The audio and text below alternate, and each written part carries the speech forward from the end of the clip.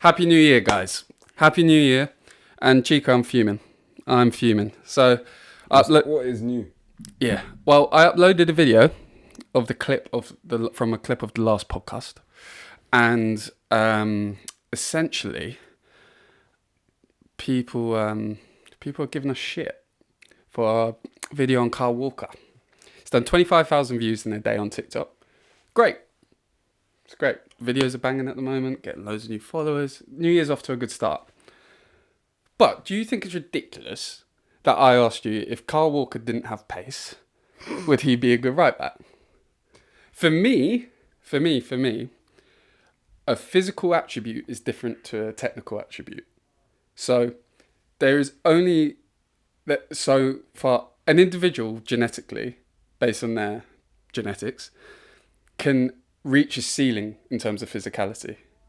So someone can only be as fast as they can be. They can still get faster, but their genetics will hold them back. Whereas with a skill, there is no ceiling. So people are arguing to me, that's like saying Neymar wouldn't be the same player if he was bad at dribbling. It's two different things. Am I wrong in saying that? No, 100%. I think if you take away someone's strength, if you talk about what Kyle Walker is best at, pace is going to come up. His physical attributes are going to come up in that conversation. And so he's not going to be the same player if you take away those strengths. So I think you're completely fair putting into the conversation whether Kyle Walker is going to be the same player, because he obviously won't be. Yeah. Yeah, 100%. But people are saying that's like saying if someone's bad at dribbling. But there is no ceiling to your technical level. If you trained every day, there is no ceiling to how well you can hit a ball. 100% there is. There's always a ceiling with anything. You will get better if you train any day at everything. Not with speed, though. Genetically, you will hit a wall. Yeah, and technically you will hit a wall. Like, some people just aren't born to play football, no matter how hard you work. You're making that argument for me. So you're actually disagreeing? It's a debate at the end of the day. Maybe I'm being a devil's advocate, but of course, like, are you telling me like someone that's like dyspraxic can become the best ball dribbler in the world with if they train every day? No, it don't work like that. But it don't work like that. Some people are born to dribble, some people aren't. Maybe I was wrong. If I play darts from now or for 10 years, it doesn't guarantee me that I'm going to be the best darts player in the world. If I play darts every day, train every day, I'm not guaranteed to be the best darts player in the world. That's a technical ability that I might just not be suited to. I might not have the steady hand. I might not have the best vision. Do you know what I mean? So, everyone in the comments, ignore my replies. Chika's made it very clear that maybe I am wrong now. Okay. I'm not saying you're wrong, it's just a different view, isn't it? Yeah, but in that... You change your view, yeah? Happens again. Chika strikes again. Chika strikes again. Oh man, there's so many views that there's one thing you want to get onto later, which we will. But, okay. Yeah, no, that's 100% right. Yeah, you're 100% right there. I'm sorry. I apologise in the comments for my replies. Sports science. You're 100% right. There is a ceiling with technical ability as well. Yeah. But do you know what I do? I hold my hands up when I'm wrong. I was wrong there. You thought I was going to back him? I really thought you were going to back me. Little did you know. Well, see, we're not biased for each other. That's the one thing. Yeah. Talking about one thing, I just want to... All right, okay, I'm wrong there. I'm sorry, comments. We'll move on. One thing I just want to get straight into. Yeah. Firstly, Happy New Year. Happy New Year, lefties. Is this... Because I'm trying to make it rapido, because you're going for a din-dins. Is this the worst Premier League? We don't have to race for it, but we'll get through it. Yeah. Is this the worst title race in a while? I think whenever Liverpool are due to win the league, like the last 2020 was terrible, the COVID year. That was a good title race. It wasn't really much of a title race. They just ran away with it, and but it was nice because City had not really. So what makes this the worst title race? I think it has been a weird title race. It's still because everyone's stumbling over each other. That's good, is it not? It's entertaining. What makes a title race good? This, but it depends what your definition of worst. When I say worst, I mean the quality of the teams in the league isn't the same as it was in previous seasons. Like, it was usually between two. It's like, no one wants to... Like, even when Arsenal were first over Christmas and we bottled it, we were still, like, way ahead and, like, weren't slipping up at all until we did slip up. But is that a title race, then? The title race only came into effect when we slipped up. I think... It's the most entertaining title race, which I'm enjoying. I don't think it's the most entertaining title race. But I think what I'm trying to say is, in terms of quality of the teams this season, is this the worst kind of campaign for a title, like based on quality? So what you're saying is Liverpool aren't leading the charge like other teams have in the past? Yes, that's exactly what I'm saying. They're 6 points off with a potential 9-point gap. Yeah, but they're showing signs of weaknesses in the last few weeks, like drawing to Fulham, drawing to United, losing to Spurs in the League Cup. I don't think they're... Did they draw to Fulham? Yeah. I don't think, quality-wise, they're as strong as the Arsenal and Cities over the last 2 or 3 seasons. I think they're just as strong. They've only dropped 3 games at this stage out of 20 matches. That's pretty strong. It is so far, but I think going forward, they're about to drop a few more points. Yeah, definitely. Like, they're not untouchable, but no team is. Like, I think they've run away with it so far. And you hope that you probably think that it might tail off. But, look at the form that Salah's in, form that the rest of the team is in. So I think, I wouldn't say it's like the worst quality. I think a lot of teams, there's just no easy games in the league anymore. There's none. I think the quality has dropped off. I think the quality of the mid-table teams and the lower teams, if you're not on it that day, you'll get hurt. So you think the quality of the league just in general has got a lot better? Yeah, the mid-table teams are so much better. Like, how many of those games are like from like the top 12? You go away to any of those top 12, you're like, fuck, I'm in for a hard day. You go away to Bournemouth now, you're like, fuck. You go away to Fulham, you're like, fuck. Go away to Brighton, Newcastle, Aston Villa, you're like, fuck. Where does this come from? I think just quality of football, the amount of money the Premier League has, and the coaching and everything, I think. And also physicality in the league has just gone up at another level. Matches are hard, man. 3 points, you have to work for that shit. You have to work for that shit. And it's a bit of luck as well. You need luck to go your way. I definitely think it's reviving the league. It's brilliant. But I just mean in terms of quality of like teams just running away with it, like City running away with it, Liverpool running away with it, Arsenal running away with it for as long as they did before we eventually bottled it. Yeah. Again, in terms of enjoyment, it's been great in terms of the whole league, but I just don't see this Liverpool team coming close to the Arsenal and City teams in the last few years. I don't see it coming close to the COVID. So you don't think they'll win the league? It's not that they won't win the league, but I just think in terms of quality of a title-winning team. But if they win the league, then they've done way better than Arsenal have done in the past 2 seasons. Yeah, but I don't think Arsenal are that great this season. I mean, last season were great. Didn't win the league. Yeah, that's what I mean. I think if Arsenal were playing as well as they were last season and on that run, and Liverpool had this team, I think Arsenal would accumulate more points, would be in a better position. I mean, that goes without saying. But I don't think the quality of this Liverpool team is as good as the quality of Arsenal's team based on the way that they're playing last season. Surprising, because I feel like they've been a level above every single team in the league this year, this first half of the season. I don't know. Just because they just United, tough game. I'm not. Before the United game, you're like, fuck, they've won every game in the Champions League. Only team to do that. They played well, man. I think they're about to drop a lot of points. You were predicting it, but they haven't dropped many points so far. So it's like, it's your more. But they will. This is one prediction I'm going to get right. I promise you. I just don't. Even Kwanzaa got injured in that game against Spurs. And I'm like, ooh. They've been very lucky with no injuries, pretty much as well. Kwanzaa getting injured is this. No, but I think that's the start of many. Hopefully, like, you know, when you want Arsenal to be there and pick up the scraps, but I think they've been blessed with injuries as well. I think when you go from a manager like Klopp to like a manager like Slot, which is a bit more, it's less heavy metal, more of a symphony, then yeah, you're gonna get less injuries.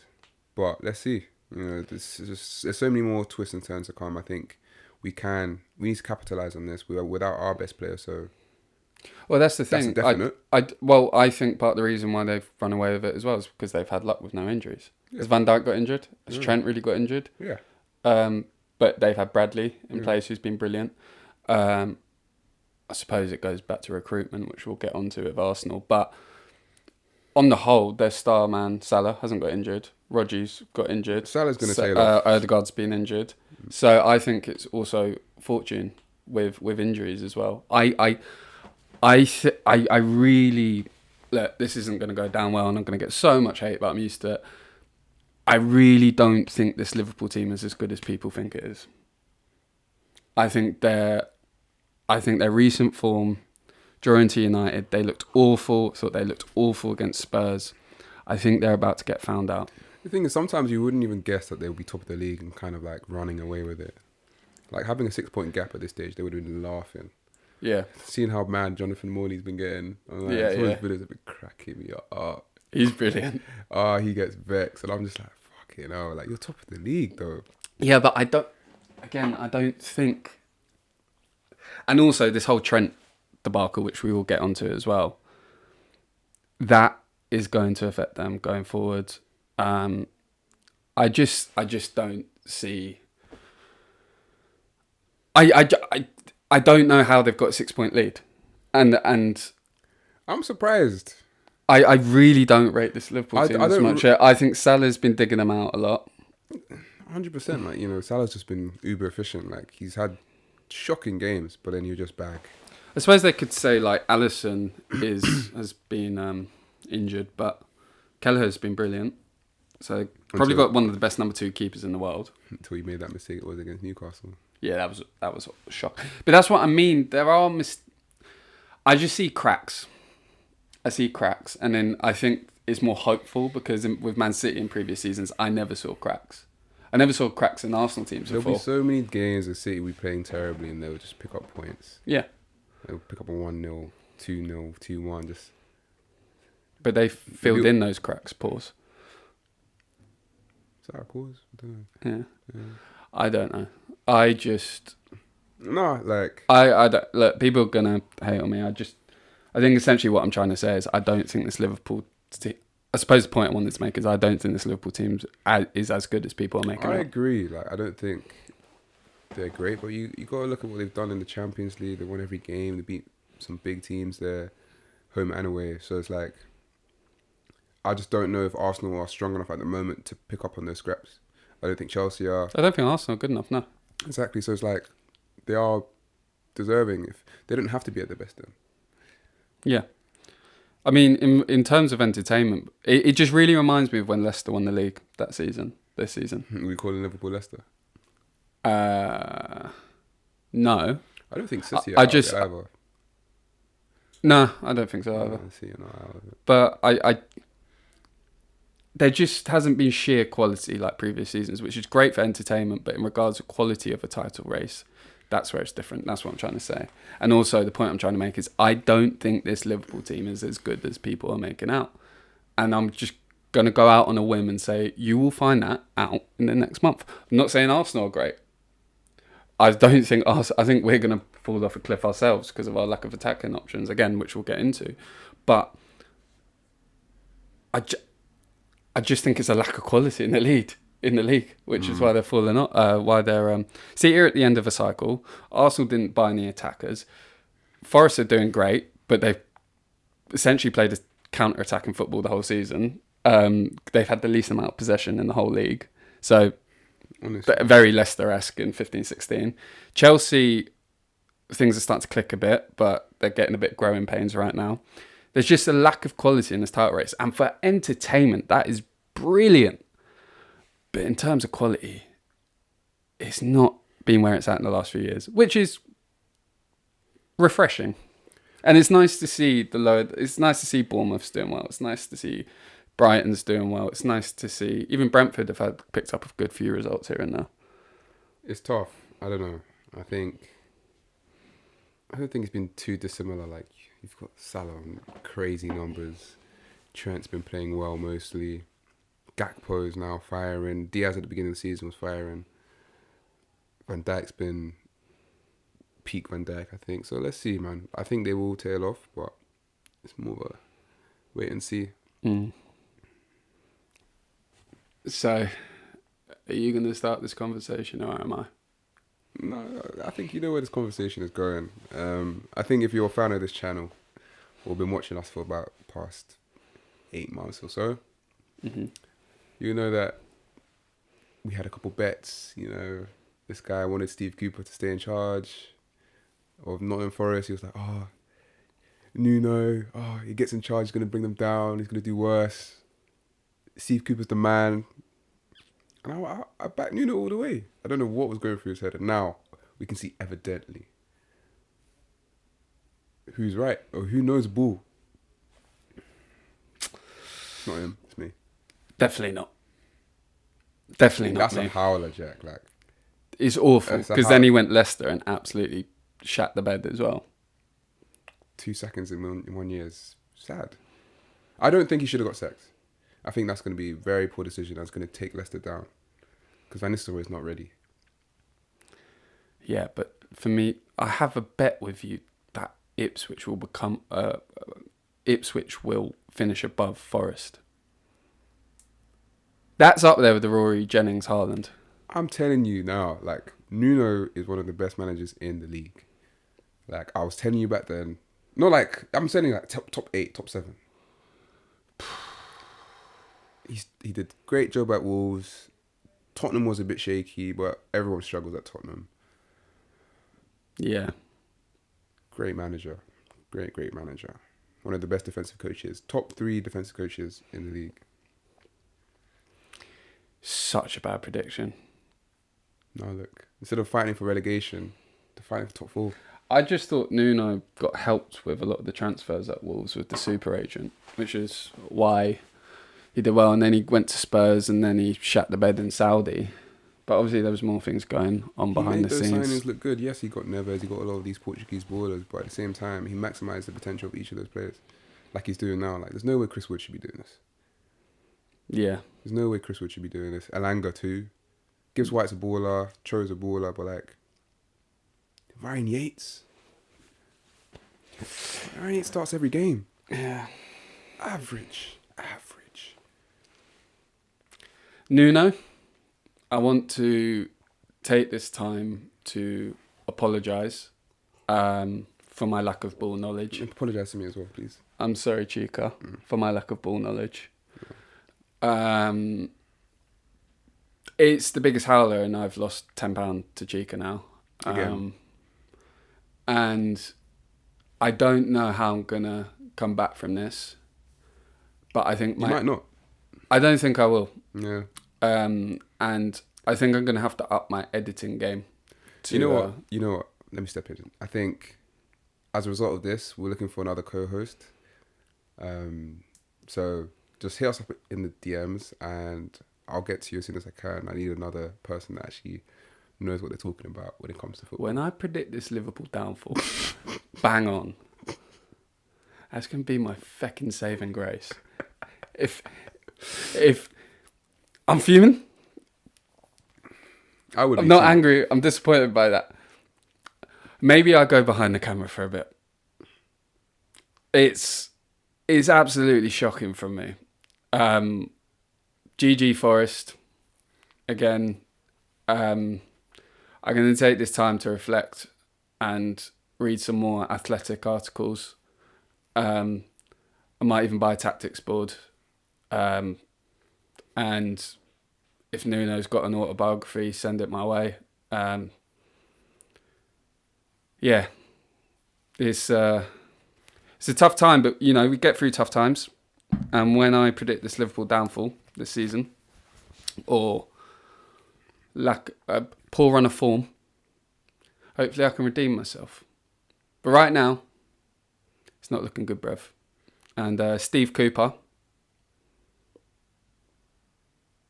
Maybe I just felt sorry for you because, maybe for reasons I shouldn't say. But it's it's been tough.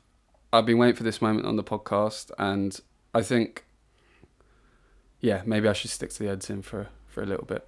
Make my inspirational videos instead of making ridiculous points like that. Hmm?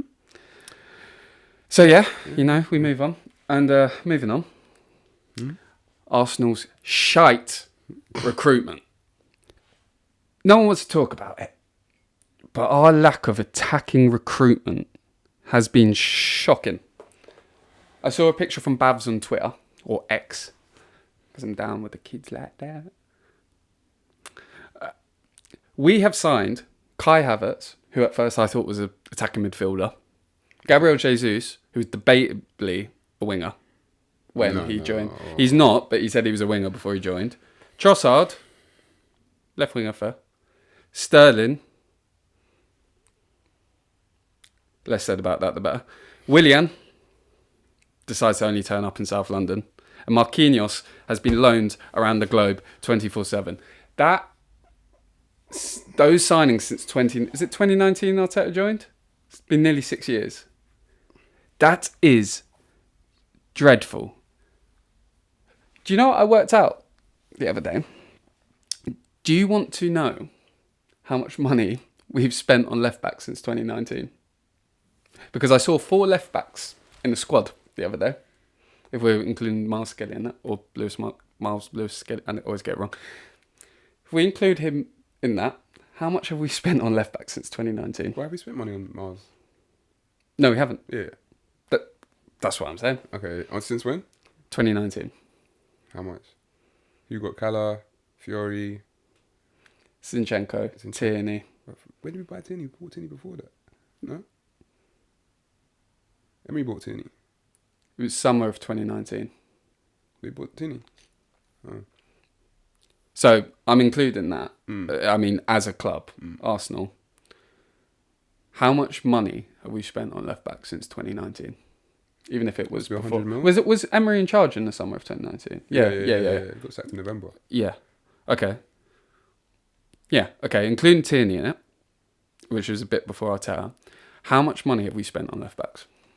I believe it's 3, but 100 mil. £99 million. Yeah. Nearly 100 mil if you include, over 100 mil if you include add-ons, on fecking left backs. Only to play someone for free through Hale End.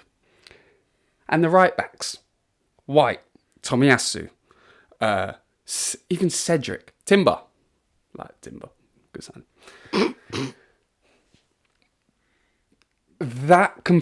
Look, I know you need depth. And I know inverted fullbacks. Great trend. Like it. Miles Skelly. I never know how to say his name. He's doing brilliant. But we spent £99 million on left backs to play a boy from Hale End.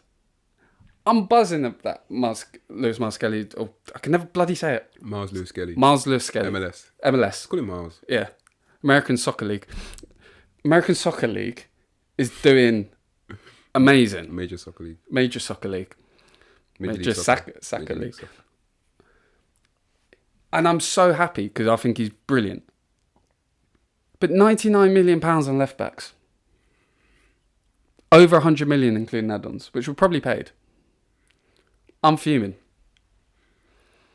Well, I understand defensive solidity. Yes, we've got that. But watching Arsenal, just as a fan recently, we are so stale and unfluid. So stagnant. We were so fluid last season. And I've never understood why we've never signed a left-footed backup on the right wing for Saka. I know there's a rarity of attacking players compared to, I don't know, seems to be a trend of central midfielders and defenders nowadays. Why have we never signed a left-footed replacement behind Saka? There's plenty of them out there. I suppose, even saying that now, like off the top of my head, I can't think of anyone. I mean, Nwaneri, great, brilliant. Actually, really liked him there. He's done a really good job. Quite similar to Saka, actually, with the way he plays. But I have no words. It's been no secret that we've been investing largely on our defence and centre backs that can play out wide, and like it's a lot. I think this year has to change, and I blame Edu largely for some of the investment that we've done.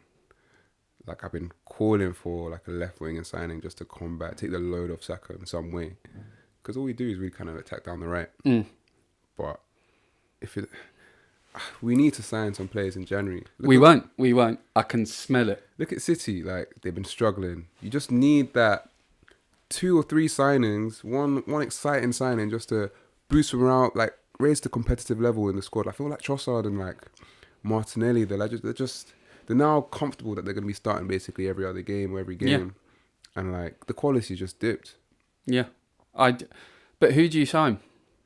There's so many people available. There's actually quite a few people available that you can probably just put a little tester out for. It's so weird because at the same time it has been great recruitment. Like defensively, yes, maybe to an extent because we don't need that many bloody fullbacks. But even getting rid of Smith Rowe and then Vieira, and then I know Nwaneri was back up in that 10. It was a big risk. But now we're playing them on the right because Saka's injured. So who's the backup to the 10 if Odegaard now gets injured? Can't put Rice there. Oh, Nwaneri's injured. Yeah. Screwed. I know having a small squad can be beneficial. I know Klopp likes small squads. But I'm just a bit lost for words.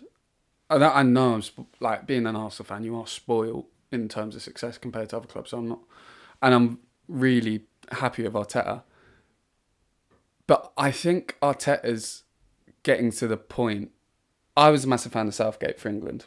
I still think he's England's best ever manager. Maybe bar 66, but I couldn't tell you much about that. Southgate was England's best manager, and it started to get rotten at the end because they just kept on getting so close. I think the same is going to happen to Arteta at the end of the season if nothing is won. Yeah, 100%. Because people can point to things now where things are wrong. I'm a massive Arteta fan. I don't want Arteta going anywhere. I don't want him leaving this club. But Arteta's situation is getting eerily similar to Southgate's at England. Yeah, I feel like if we don't win anything this season and we keep getting close, I think there's going to be huge question marks and huge action needed in the transfer window. I don't know. I feel a bit for him, but I do definitely think everything that's gone wrong this season is his fault. Yeah, like injuries have been a bit unlucky, but I think the Saka thing was a mistake waiting to happen. Yeah, I'm surprised it hasn't happened sooner. His hamstring apparently completely like ripped off the bone. Yeah.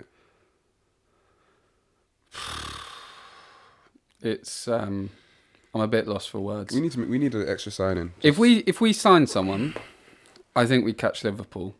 If we don't sign one attacker, it's done. Let right winger or striker. You've got Sterling in the club, you've got Trossard, you've got Martinelli. So that left hand side is stacked. I mean, Trossard's falling off. But there is quality on that left hand side. On the right hand side, you've got Nwaneri. But then you need someone in the 10.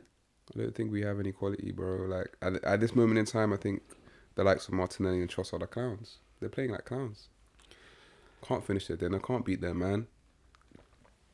It's just swinging at stuff. But look, I think we just need that calmness in front of goal. We need someone across that front line. We haven't, like you said, we haven't signed someone to play in that front three position since Trossard. Or maybe... Is that 2 years ago now? Yeah, 2 years ago. We haven't signed anyone in. Because at any club, Havertz was supposed to be bought as an 8. Yeah, that's what I thought when he was saying. We haven't really signed. We haven't freshened up that forward line. And why do you think he hasn't? I'm because even anyone could see this.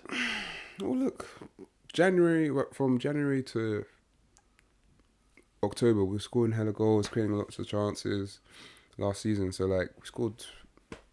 Do you think he got a bit too comfortable? Yeah. Same way the players are getting comfortable now. Yeah, I think it's just gotten stale. We need someone to liven it up. Look what City are about to do. Sign 2 solid, hungry young players that are making good impressions in their relative leagues.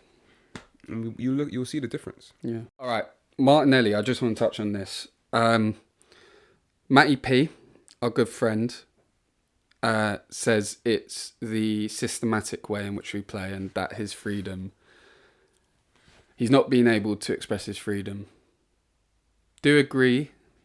Well, like I don't know how you explain it.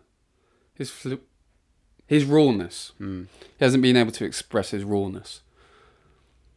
I agree, because defensively, actually, if you look at Martinelli, he's been very good, like on that left-hand side. But I've kind of always had a gut feeling that I've never wanted to admit with Martinelli. I've always thought he's a bit of a one-trick pony. Maybe that's a very naive comment, but I think he's pure intensity 24/7. I don't think technically he is as good as what is out there. The thing I think with Martinelli, where whenever he thrived the most, it was when he was, I think at certain times during his career at Arsenal, he was one of the best finishers. He was very efficient. Yeah. And he popped up in good positions. And then I think towards the end of last season, or when he had that really barren run, we weren't really getting him in those positions. But now, he's popping up. He's probably getting 1 or 2 or 3 chances a game, and he's not taking them. I think that's the difference. You now need to highlight the rest of his game, because he's not scoring goals. He's not really creating many chances. And he's fluffing at them. So I think that's when people start to highlight your weaknesses. When you're not doing what you're normally best at. When you're not achieving that, people are going to highlight you, put you under a microscope. Yes. But I don't know, like, if I'm a fullback in the Prem and I'm going up against Saka, I'm like, he can go in. He can go to the corner of the box, whip an incredible cross. Or he can go to the byline, cut on his right. He might cut in and shoot on his left. There are so many layers to Saka's game out wide. Whereas Martinelli cutting in on his right, can you think of a goal he scored cutting in on his right? No. From distance? I can't. No, that's not his game. There's been a few times where he's crossed the ball in great, but most of the time he just goes at you, and that is brilliant. That is brilliant, and it was very successful for him for a long time. But if you're a fullback now, and you're up against Martinelli, you're either going to get touch tight if you back yourself for pace, because he's rapid, but there are fullbacks that can do him for pace as well, or you take 2 steps off him, because you don't mind if you're a defender. I don't mind if Martinelli's cutting in on his right. I really don't mind, because I don't think, like, from distance, Martinelli's not really scaring me, cutting in on his right and curling at top right. He's going to want to go down the byline, cut back, get across in. I just think the problem with Martinelli is just one trick pony, and I think he'd be a great squad player. I still love Martinelli. Like, Martinelli would be perfect if you've got another incredible winger that has so many aspects to his game on the left hand side, similar to Saka, and you brought Martinelli on in the last stages of the game to track back defensively, absolutely tire the hell out of a tired fullback already. It'd be perfect, and he's such a great squad player. But he's just too one-dimensional, I think, Martinelli. His game is pure, like, forward aggression. Yeah. I still love him. I still think he's brilliant. But it's always just something I've never wanted to admit, because he had such a great run and it's been so brilliant for us. And he still is technically great. It's just, it's not to the level of... He shouldn't. His technical ability isn't going to win you leagues. His level as a player isn't going to win you leagues. But as a squad player, he'd be absolutely brilliant. I still want him in the squad, but yeah, that's what I've got to say on Martinelli, essentially. Yeah, I don't know. All I know, we need, in order to be where we want to be, we need a world-class left winger. Not right for Saka. No, we need a world-class left winger. We already got a world-class right winger. But we've got no backup on that, right? Yeah, but I want the starting team to be the best. I think if you get a backup right, then 100% you have cover and you're able to rest Saka more. But I don't think that wins you the league. That's fair.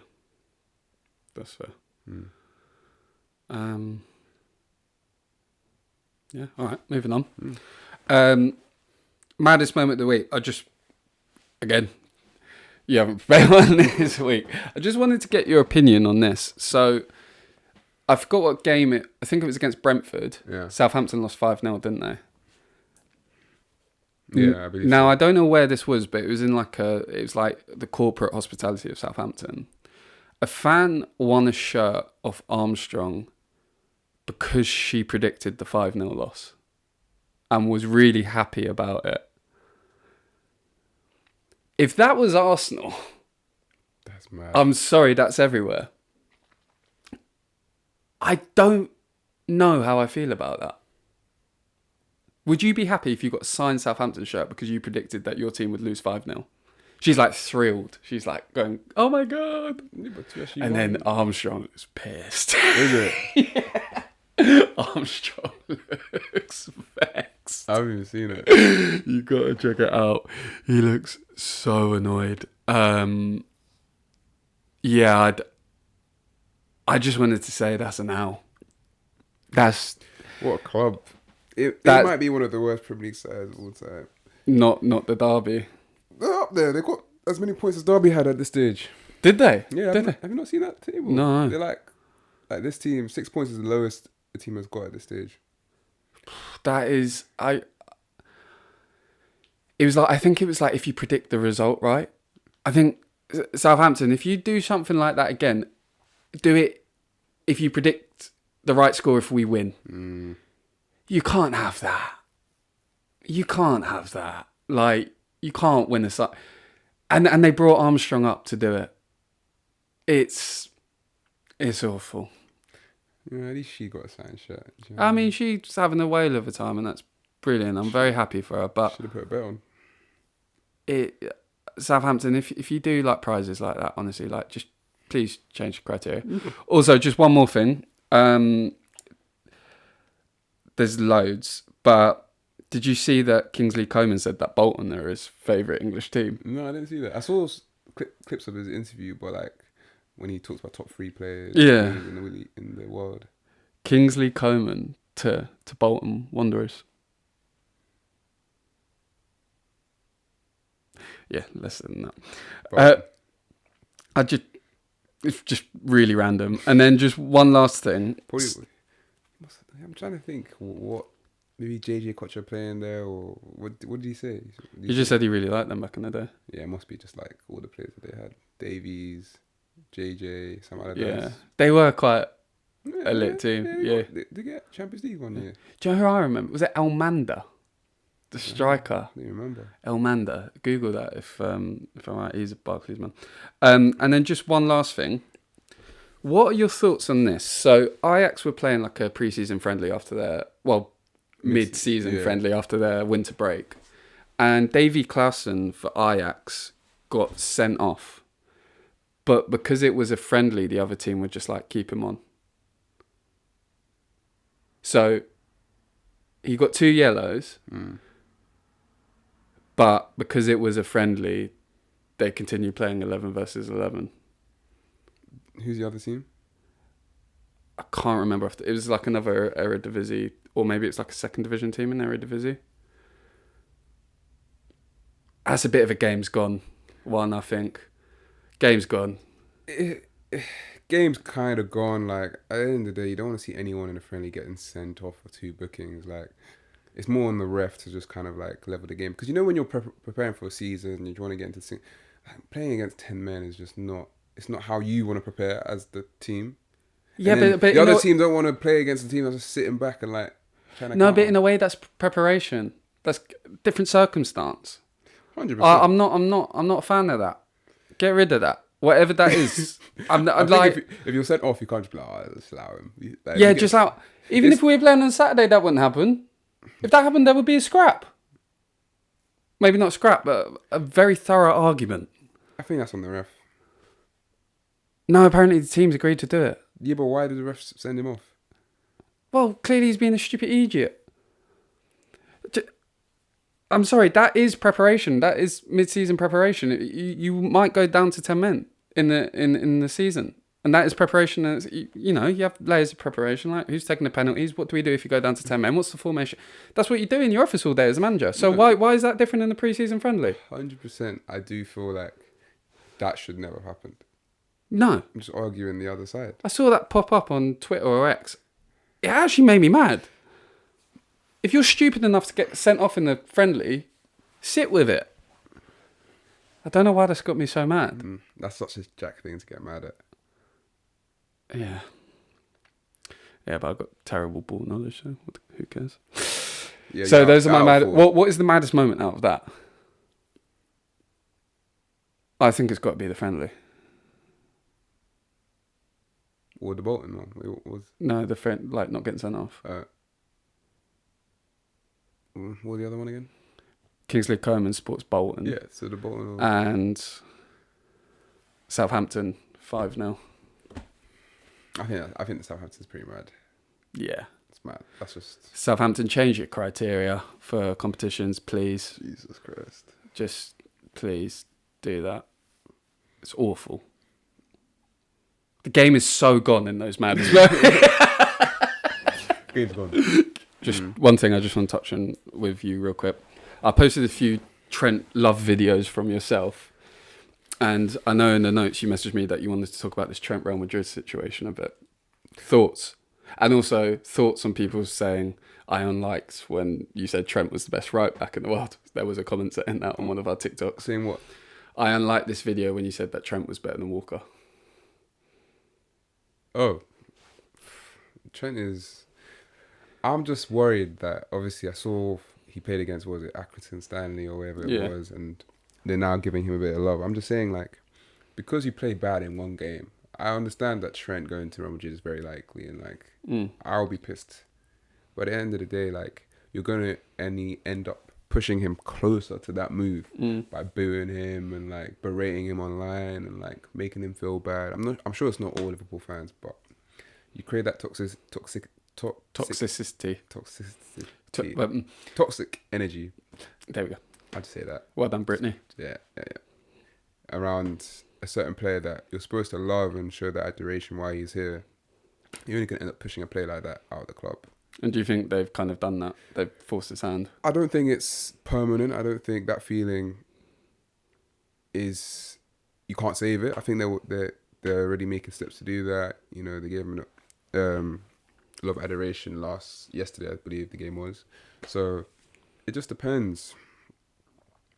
I forgot what I was even going to say about Trent, but I'm just saying I would hate to see him leave under a cloud of like animosity. At the end of the day, he's not going to a rival. Gerrard nearly went to Chelsea, didn't he? Yeah. So he's not doing that. He's literally just trying to go to one of probably the biggest club in world football. Yeah. If that was like I don't know, if I'm trying to think who would be similar to that. I can't even think. If Saliba ran down his contract and had won what Trent has won at Liverpool and says, I'm going to Real Madrid, I'd be devastated and pissed, obviously. But at the same breath, I'd be like, yeah, cool. I get that. I get that. Like, you want something new, you want to advance your career, you want to try something new. Completely get that. What's your quick thoughts on people saying that Walker are better than Trent? He's not. Walker's one of the most overrated right backs to ever play in the Premier League. Very good player, though. Could you not say that about Trent because of his defensive mishaps?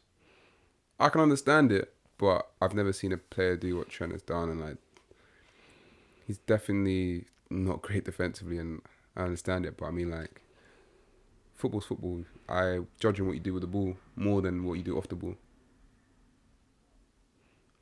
Very good argument. Yeah. Very good argument.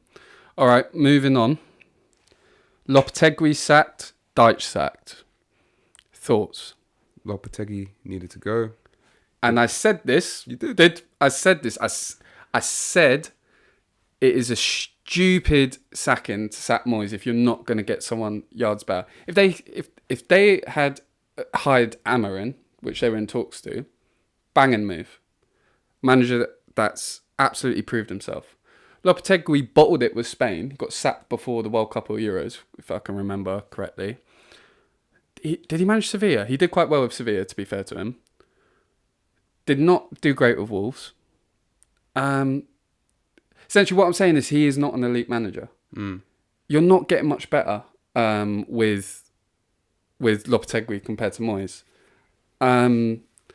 Unless you're hiring an elite manager to replace Moyes. Yeah. You're fucked. And obviously, they did have that in mind. Amarin didn't want to join. And they thought... Moyes came out and said, essentially, he'd been... I forgot, he was on the overlap and he was saying like how badly he got disrespected. Like, the way they treated him was disgusting from what I can remember. So he's never going to re-sign. You've absolutely shat the bed, West Ham board. You've absolutely fucked that. Graham Potter's... I don't know if he'll be a success or not. I think it's a better fit. I think he's a progressive manager. He kind of suits that West Ham core, British. Yeah. But shame on you, West Ham. Like, the board. It's a terribly run club. And I think they know that. But, it's a club with a lot of promise. Well, the thing is, they've got incredible fans. They've got incredible... Well, they're in the London Stadium. I mean, West Ham fans hate it. But... they've got incredible support. They've got incredible infrastructure. I mean, they're a brilliant club. They're one of the biggest supported club. They're a staple of London culture. And the fact that they haven't... I mean, they had a few FA Cup wins back in the day, and I don't think they've ever won the league. There's so much promise there. Just... unless you're 100% sure you can hire an elite manager, do not do that. It's... absolutely idiotic. I can't say it. Idiotic. I said it last season, and I think everyone knew. I'm not a psychic. It's stupid. This was coming, and hopefully, because I actually don't mind West Ham and I do like them as a club, they can come back from this. I think they got everything. They got good players, decent amount of money. Like you said, decent infrastructure. I think Potter's a very good manager. I think it'll be better. Yeah. It's got to be better. Yeah. Good for you, West Ham. Now, Daichi getting sacked at Everton to be replaced by Moyes. It's drew against what? City, Arsenal, Chelsea, and they're like, he's dropped 5 games in a row. But you don't sack Daichi in the middle of a relegation battle. You don't do that. They have brought in probably a manager that'll be like, okay, cool. He can probably fit in and steady the ship, and similar sort of manager, but I think it's harsh. I think they should have waited until the end of the season, and then got a progressive manager. Yeah. Again, you've got this new stadium. Don't make any rash decisions. He's got you through a points deduction. You've signed, God knows how many stupid. Not players aren't stupid, but stupid. You've made God knows how many stupid signings. Done very well to get this new stadium. It looks incredible. Don't get rid of your glue. It's a new ownership. Yeah, but do it at the end of the season. Let this one run out. 100%. Let this one run out. It's crazy. I do think with David Moyes, they probably would just end up being fine because he knows the club. He can probably gather that, probably like manager boost and stuff like that. But I just don't see it working in the long term with David Moyes anyway. Yeah, he sacked him for a reason. Oh no, he didn't. He was on a terrible run at West Ham, but Moyes is a stopgap manager. There's no doubt about it. He's not an elite manager, but what he done at West Ham was incredible. He's probably one of the most ever successful managers. Yeah, I'm not saying Moyes is going to win you a Premier League. I'm not saying that. I think he's a very good manager for like a mid-table club, and a mid-table club that may peter down to the relegation zone. But don't do that now. You've got like the man that can keep you up. You've got like the modern day Sam Allardyce. This is going to be one of those wait and see. Do you know what I mean? I'm not. I don't think Moyes will do bad, but I just think it's like for like. Yeah. It's like for like. It's like you have to bring in an elite coach if you're going to make a decision like that. Just one day, maybe these clubs will be run better. Okay, to wrap up, it's been a short year so far. So far, I'm just going to say straight away, howlers, West Ham and Everton boards. I don't think West Ham is a howler because they had to replace him. So actually, yeah, Everton, howler. Your board, will you ever make good recruitment? I want to know what they're like. Like social media, like do they? Well, yeah, I know they're new, but it's not a good start. Look, like at the end of the day, it's just. I think it's just one of those. You just have to wait and see if it's a good decision. Same with kind of the Leicester one as well. But it's romantic. They'll stay up. Everything will stay up. Yeah. No, there's no doubt about that. It just feels like a pointless second. It just feels like a point. It just feels like flat. It just feels like a like for like. Yeah. But yeah, I'm gonna give it to Everton for that because it's not even a shit replacement. It's not even like. It's just pointless. Yeah. So for that reason, howler, Everton, and the Everton board, the new board. It's not a great start. And also apparently the stadium was flooding a bit. So yeah, howler. And your freak of the week? I think it's got to be Isak's performance against Arsenal at the carpet. I think he was terrorising, Saliba bringing out position, touches were immaculate, take-ons were immaculate, playing the ball out wide, holding up the ball, and an easy finish. That's dinner for him. So, I don't know if he's worth 120 mil, but yeah, his price has definitely doubled. Fair. All right.